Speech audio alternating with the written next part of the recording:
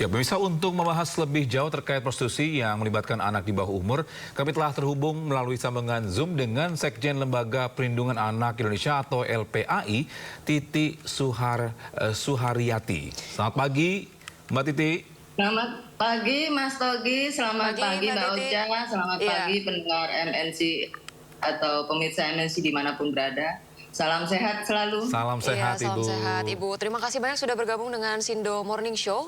Bu Titi, kami ingin menanyakan tentang ini ya, Ibu Titi, sebagai pengamat gitu ya, melihat ini semua berdasarkan pengalaman gitu ya, Bu. Kalau lihat kasus-kasus sebelumnya, bagaimana sih betulnya biasanya seorang mucikari ini melakukan rekrutmen ya, maupun modus operasi dalam menjaring anak ya, khususnya orang-orang di bawah umur untuk menjerumuskan dalam prostitusi? Iya, ini sebenarnya fenomena gunung es aja ya Mbak dan Mas. Jadi sebenarnya ini masalah yang tidak pernah selesai. Kalau kita lihat di Undang-Undang Perlindungan Anak sudah ada, Undang-Undang Tindak Pidana Perdagangan Orang juga ada, di KUHP pun juga ada. Nah, tetapi kenyataannya ketika di lapangan kita ini berkejar-kejaran dengan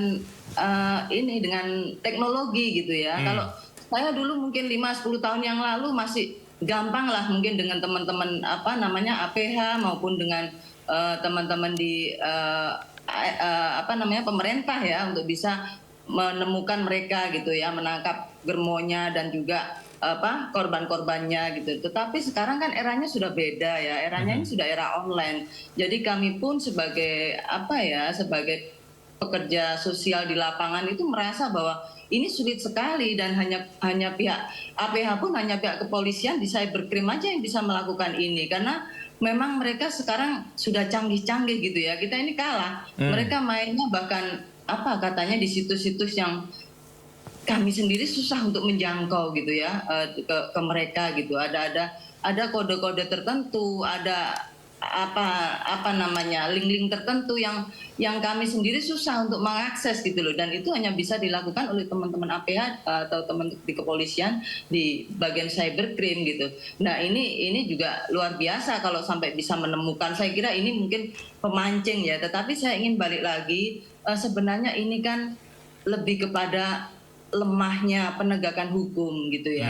Jadi di undang-undang mau di KUHP, di undang-undang tindak pidana perdagangan orang maupun di undang-undang perlindungan anak sendiri, ini sudah jelas sebenarnya hukumannya. Ada germo di pasal 76D, ada pelaku di pasal 76E. Tetapi untuk menerapkan ke dalam proses hukum itu tidak mudah ternyata gitu ya, karena di sana ada unsur paksaan. Apakah anak-anak ini terpaksa? Atau jangan-jangan mereka memang mencari uang? Ini kan pertanyaannya. Terus kemudian si pihak pelaku sendiri, apakah dia ada unsur paksaan juga? Ada bujuk rayu? Kalau dia berkelit tidak, bagaimana kita bisa menghukum 5-15 tahun kepada para pelaku ya? Walaupun mereka tahu melakukan terhadap anak-anak itu ancamannya 5-15 tahun. Tetapi apakah mereka merasa bahwa itu mereka melakukan bujuk rayu? Kan mereka bisa berkelit, bukannya saya membayar, mereka mau kok.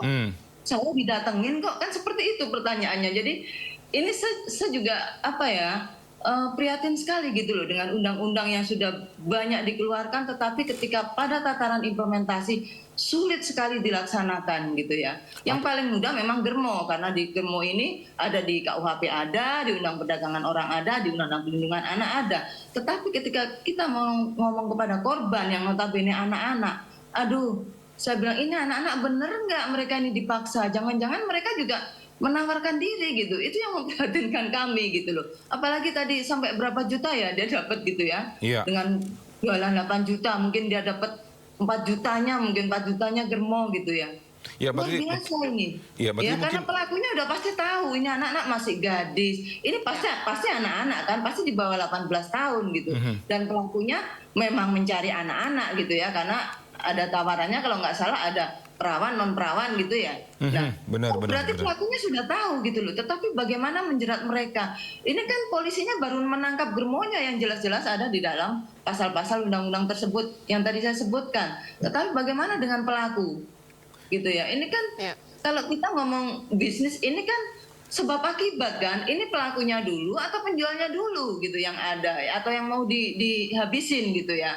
Kalau kita ngomong korban ya anak-anak jelas kita lindungi, kita kasih pembinaan, itu udah jelas semua di Undang-Undang Perlindungan Anak dijelaskan di dalam beberapa pasal gitu ya, bahwa negara melindungi mereka, merehabilitasi mereka karena mereka anak yang memerlukan perlindungan khusus. Nah, tetapi ketika kita hanya menangkap germonya, bagaimana dengan pelaku? Germo ditangkap, apakah tidak ada akan germo-germo yang lain selama ada yang pembeli konsumennya, kan gitu ya pertanyaannya. Jadi apa ya, buat kami ini sesuatu masalah gitu loh. Apakah di dalam undang-undang itu harus direvisi dengan bahasanya yang tidak perlu harus memaksa atau bujuk rayu ya, karena mereka pasti akan berkelit gitu loh dengan bahasa tadi. Saya nggak membujuk rayu mereka kok, mereka yang datang gitu loh. Nah, ini menjadi PR kita bersama barangkali ya, bagaimana kita bisa membuat undang-undang yang memang nanti pada tataran implementasinya sangat mudah atau mudah dilakukan oleh APH dalam hal ini kepolisian ya, untuk bisa menindak lebih lanjut menjadi masalah hukum gitu atau diproses secara hukum gitu. Ya, tapi Mbak Titi mau tahu juga ini terkait mungkin anak-anak yang di bawah umur, apa yang menjadi mereka pasti rentan tergiur atau enggak yang diiming-imingi agar mereka mau terjun di dunia prostitusi ini, anak-anak di bawah umur?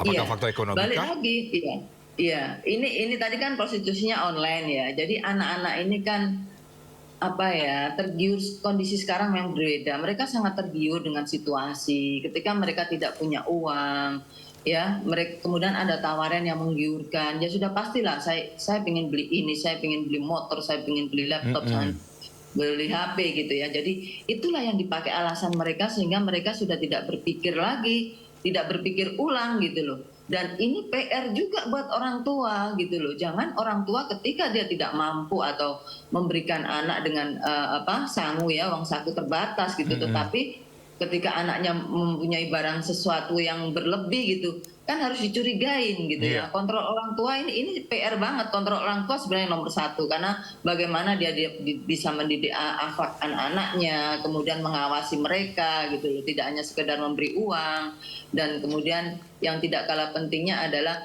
bersahabat dengan anak. Ini yang selalu Kak Seto selalu dengung-dengungkan ya, bagaimana kita menjadi teman anak-anak kita gitu, bukan menjadi orang tua. Karena kalau orang tua tanda kutip gitu ya, lebih banyak menggurui, lebih banyak mengatur ini itu dan lain sebagainya. Tapi kalau kita menjadi teman, bisa menjadi teman curhat mereka gitu loh, sehingga hal-hal lebih seperti terbuka ini, ya. Iya, bisa kita hindari gitu. Iya baik Bu, tapi ini sebetulnya ya Bu, di antara perempuan, anak-anak, dewasa begitu, kenapa sih belakangan ini yang dipilih justru menjerat anak-anak di bawah umur begitu? Dan kemudian juga kalau Ibu lihat sebetulnya latar belakang anak-anak di bawah umur ini yang terlibat dalam prostitusi, apakah memang sebetulnya mereka yang kurang mendapat perhatian orang tua atau lebih banyak efek pergaulan atau seperti apa Bu? Yang pertama pasti orang tua ya. Saya yakin yang pasti pertama orang tua, karena orang tua tidak pernah kontrol. Bahkan mereka menganggap bahwa ketika anak-anak sudah di kamar diem main HP itu mereka anggap aman gitu ya, tidak mau di luar gitu ya. Padahal jangan salah, dengan HP itu orang bisa ngapa-ngapain ya. Jadi orang tua itu harus kontrol benar ketika anaknya pulang sekolah, Ma aku mau les, Pak aku mau kursus ini kursus itu, apa benar gitu loh ya. Apa benar? Itu kan kontrol ya, itu kan kontrol, bagian dari kontrol orang tua gitu loh. Bagaimana mereka bisa mengatur anak-anaknya di jam-jam, walaupun mengatur dalam artian waktunya ya. Jadi dia kapan dia belajar, misalnya dia tahu jam sekian sampai jam sekian sekolah. Ketika di luar itu kemana mereka gitu ya?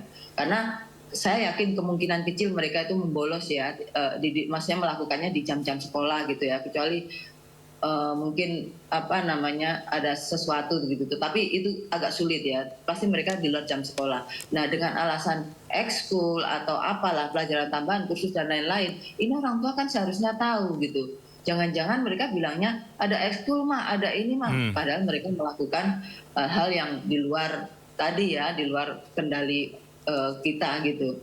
Jadi itu sebenarnya yang paling penting. Yang nomor satu memang kontrol orang tua. Jadi orang tua sekarang itu lemah. Nah kemudian tadi masalah miskin atau kaya, sebenarnya kalau dilihat latar belakang sih tidak semua mereka kekurangan juga, ada juga gitu loh. Jadi ya balik lagi, memang bukan sebenarnya bukan mutlak dari masalah ekonomi gitu loh, tetapi ternyata juga perhatian orang tua, karena yang mampu itu kadang-kadang mereka untuk have fun gitu ya. Ada juga yang seperti itu alasannya, oh saya mau senang-senang, mau happy karena saya dengan banyak uang saya bisa ngapa-ngapain gitu ya, atau saya dapat perhatian gitu lah. Tetapi orang tuanya lupa dengan memberi uang, dia pikir cukup, tidak perlu perhatian. Nah itu yang salah gitu loh. Jadi walaupun uang banyak atau tidak, tetap aja ya perhatian itu harus, dan kita dikontrol tadi loh. Jadi saya melihat khususnya di ibu kota ini lemah sekali ya kontrol orang tua terhadap anak-anak gitu loh. Mereka menganggap bahwa anak ketika di sekolah cukup gitu ya. Padahal di sekolah itu hanya berapa jam sih, selebihnya kan dia lebih banyak di rumah gitu loh.